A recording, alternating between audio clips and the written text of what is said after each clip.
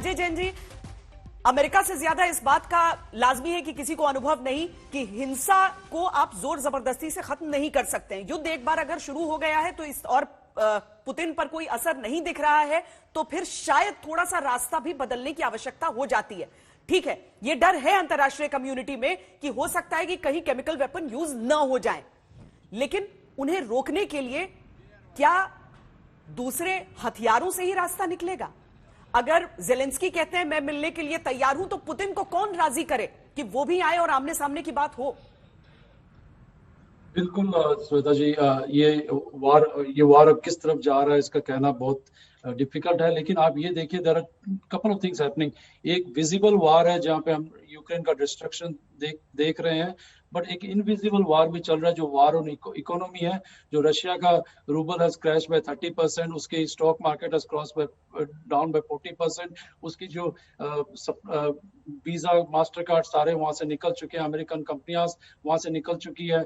जो इसके अलावा उनके रशियन बैंक और एसेट्स जो है फ्रोजन इन मेनी कंट्रीज, उनके प्लेन्स कहीं पर लैंड नहीं कर सकती है मोस्ट ऑफ नेटो कंट्रीज में। उनके मिलिट्री कैपेबिलिटीज को फंड करने के लिए उनके पास पैसा नहीं है। There is a new energy order establish हो रहा है, जहाँ की अभी जो ये मीटिंग्स होंगी उसमें ये भी होगा कि रशिया जो यूरोपियन देशों की जो डिपेंडेंसी है रशियन गैस और एनर्जी के ऊपर, उसको रिड्यूस करके एलएनजी जो है यूएस से जाए या बाकी कंट्रीज से सप्लाई हो, उसको इमीडिएटली हो और रशिया के ऊपर डिपेंडेंसी हो।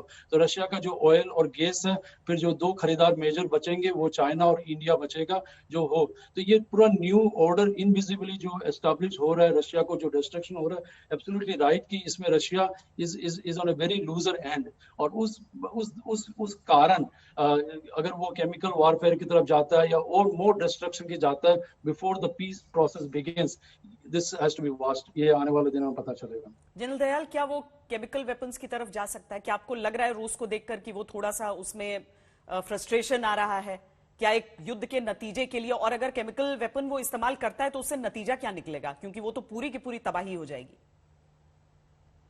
देखिए श्वेता, मैं बार बार कह चुका हूं और मैं यहां रशिया का स्पोक्स पर्सन नहीं हूं, लेकिन मेरा मानना यह है, मेरा अध्ययन यह है, रशिया इंटरनेशनल ट्रीटीज को बहुत सिंसियरली फॉलो करता है और उनको वायलेट नहीं करता। दूसरा, रशिया बिल्कुल अभी उसके पास कन्वेंशनल वेपन्स की जो माइट है वो ही नहीं इस्तेमाल की उसने, तो ये chemical weapon, biological weapon, nuclear weapon, ये सब एक ढौंसला है रशिया को बदनाम करने के लिए, पुतिन को और आइसोलेट करने के लिए। लेकिन जो ये बार बार प्रतिबंध लगा रहे हैं रशिया पर, उससे उसकी भी तो पॉपुलेशन साथ होगी।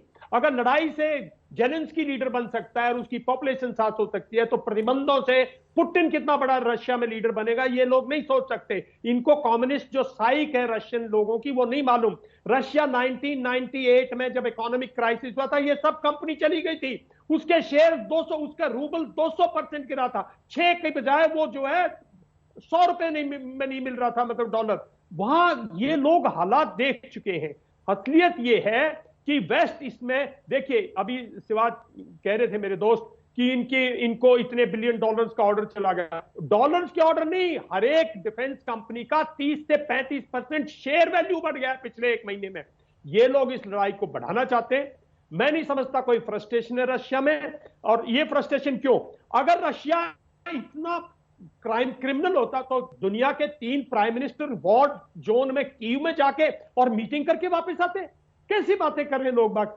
आज तक कीव के किसी हिस्टोरिकल मॉन्यूमेंटल किसी सेंटर को डिस्ट्रॉय किया है?